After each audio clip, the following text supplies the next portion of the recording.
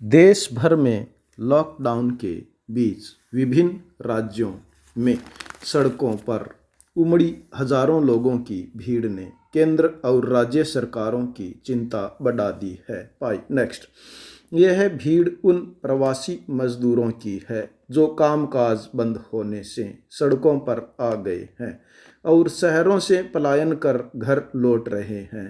Next, यह सिलसिला पिछले हफ्ते शुरू हुआ था जब परिवहन के तमाम साधन बंद होने से प्रवासी मजदूर दिल्ली, गुजरात, मध्य प्रदेश, महाराष्ट्र, कर्नाटक, केरल, पंजाब, जम्मू कश्मीर, उत्तर प्रदेश, हरियाणा, महाराष्ट्र व अन्य से गांव कस्बों के लिए पैदल निकल पड़े थे। इनकी भारी भीड़ को देखते हुए बाद में विभिन्न राज्यों को अपनी रोडवेज बसों की आपात सेवाएं शुरू करनी पड़ी थी। नेक्स्ट, इन बसों में भारी भीड़ से लॉकडाउन के साथ क्वारंटाइन भी की धज्जियां उड़ रही थी, लेकिन संकट की इस घड़ी में प्रवासी मजदूरों को उनके ठिकानों तक पहुंचाने के अलावा कोई विकल्प नहीं रहा है। दिल्ली से सटी उत्तर प्रदेश की सीमा पर प्रवासी मजदूरों की भीड़ से हालात बिगड़े तो उत्तर प्रदेश सरकार को 1000 बसें सड़कों पर उतारनी पड़ी। दिल्ली सरकार की हापुड़ तक डीटीसी की 105 बसें चला रही हैं। इसके अलावा सैकड़ों प्राइवेट बसों, ट्रकों और छोटे वाहनों से भी मजदूरों को गंतव्य तक पहुंचाया जा रहा है। हजारों मजदूर अब भी यहाँ वहाँ अटके हुए हैं। इनके लिए राहत कैंप खोलने की तैयारियां जोर शोर से हैं ताकि स्वास्थ्य परीक्षण के पश्चात इन्हें उनके गांव कस्बे भेजा जाए। जो मजदूर पहले से ही गंतव्य तक पहुंच गए हैं उनकी स्वास्थ्य जांच भी जरूरी है।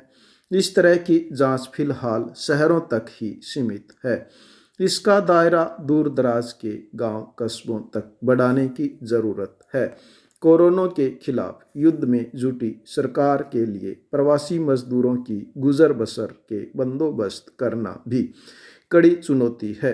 इसके लिए केंद्र सरकार ने राज्यों तथा केंद्र शासित प्रदेशों से कहा है कि वे अगले वित्त वर्ष के लिए राज्य आपदा प्रतिक्रिया कोष में आवंटित 31,000 करोड़ रुपए की राशि का इस्तेमाल कर सकते हैं। गृह मंत्रालय की संयुक्त सचिव पुण्य श्रीवास्तव ने शनिवार को प्रेस कॉन्फ्रेंस में कहा कि राज्यों और केंद्र शासित प्रदेशों के पास चालू वित्तीय वर्ष का आवंटन पहले से है, इसलिए प्रवासी मजदूरों की सहायता के लिए उनके पास पर्याप्त धन है। अब राज्यों की जिम्मेदारी है कि वे न सिर्फ प्राथमिकता के आधार पर प्रवासी मजदूरों तक सहायता पहुंचाने के कदम उठाएं, बल्कि यह निगरानी भी रखें कि सहायता असल जरूरतमंदों तक पहुंच रही है या नहीं। संकट काल में इस सहायता को भ्रष्टाचार के जाल से बचाया जाना चाहिए। नेक्स्ट, मैं बड़ी आतुरता से प्रतीक्षा कर रही हूं कि कब मेरी कोरोना की रिपोर्ट नेगेटिव आ जाए। मुझे विश्वास है कि वह नेगेटिव आएगी ही। आज यहाँ आईसीयू के इस वार्ड में आइसोलेशन में मैं बिस्तर पर लेटी हूँ। मुझे पूर्ण आशा है, विश्वास को मन में संजोकर मुझे कहीं कोई डर नहीं है। घबराहट और डर तो सिर्फ इस बात का है कि कहीं विश्व में अधिक लोगों को यह कोरोना नामक घातक महामारी चपेट में न ले ले, क्योंकि ज्ञात इतिहास में इस प्रकार की महामारी कभी नहीं देखी गई।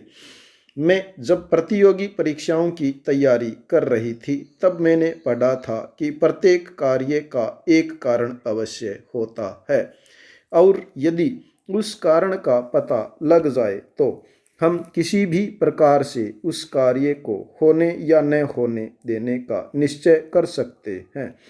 पर जब किसी कार्य का कारण ही पता नहीं हो तो क्या किया जाए?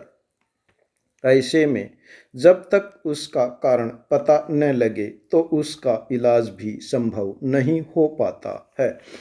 अलग रहना, अपने आप को आइसोलेशन में रखना, उस घातक कोरोना वायरस नामक राक्षस की चेन को तोड़ना ही एकमात्र उपाय है। आप सोच रहे होंगे कि मैं बोर करने वाली बात क्यों कर रही हूँ, तो मैं आपको थोड़ा पीछे ले चलती हूँ। मेरा नाम कमला है। मैंने अपने कॉलेज में रेड क्रॉस नामक संगठन में भी काम किया था और उसका इतिहास भी देखा था। युद्ध और महामारी के समय किस प्रकार नर्सें अपना दुख दर्द भूलकर मानवता के बचाव और उसकी सेवा में लग जाती थी। तभी उसी समय मन में ठान लिया था कि चुनूंगी तो सिर्फ यही नोबल प्रोफेशन। इसके लिए मेरे माता पिता ने मेरा साथ दिया। मैं बताती चलूं कि मैं एक छोटे से गांव से हूँ।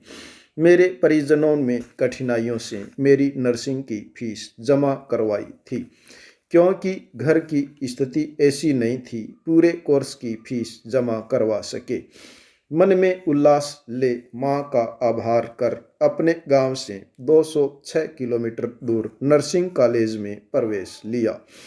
नर्सिंग की प्रत्येक परीक्षा में अव्वल नंबर से पास करती थी।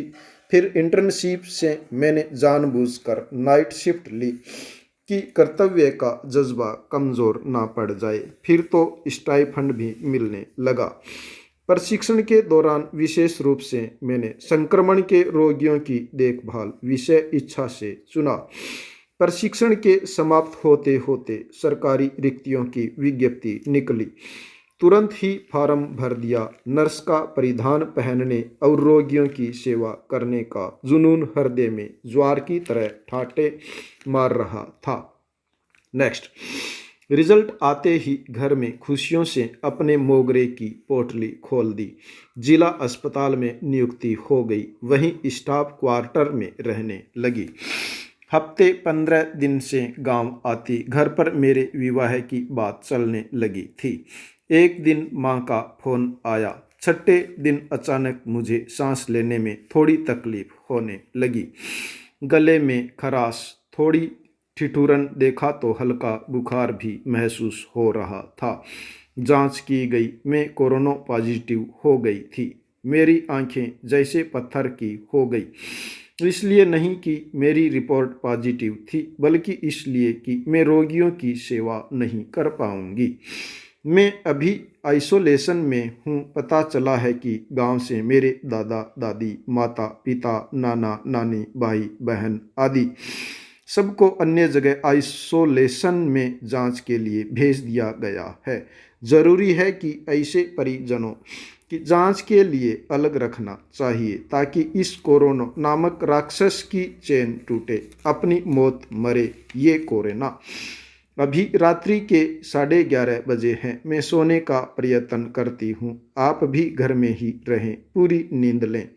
मुझे विश्वास है कि कल जब मेरी पुनः जांच होगी तो मेरी रिपोर्ट नेगेटिव आएगी, क्योंकि मैं अपने लिए नहीं, उनकी सेवा में फिर से जाना चाहती हूँ। कोरोना वायरस को महामारी अर्थात पेंडेमिक घोषित कर दिया गया था। अस्पताल पहुंची तो भयानक मंजरा। कुछ रोगियों में कोरोना पॉजिटिव के लक्षण नजर आ रहे थे। उन्हें तुरंत अन्य से अलग कर दिया गया था, क्योंकि यह रोग संक्रमण और संपर्क से फैलता है। तो संक्रमित रोगियों की सेवा करे कौन, उनके पास जाए कौन? मैं तत्परता से बोली, डॉक्टर सर, मैं कोरोना पॉजिटिव मरीजों की सेवा करूंगी। ऐसा सुनते ही सबके चेहरे पर प्रशंसा के भाव, पर मेरे मन में अपार संतुष्टि।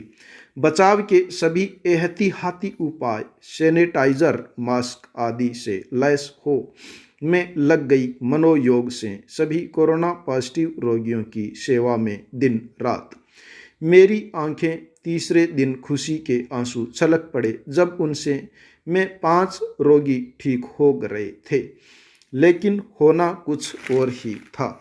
लॉकडाउन के दौरान अभी लोग लूटपाट भी करने के लिए तैयार हो रहे हैं। शनिवार को नांता स्थित बरडा बस्ती के लोगों ने एक पिकअप भरी थी आटे से, वो सब छीन लिया था। यूनाइटेड स्टेट्स यानी अमेरिका में national institute of allergy and infectious disease के निदेशक डॉक्टर एंथनी फांसी का कहना है कि जिस रफ्तार से अमेरिका में कोरोना संक्रमित मरीज बढ़ रहे हैं, उसे देखते हुए मौतों का आंकड़ा 2 लाख तक भी पहुंच सकता है।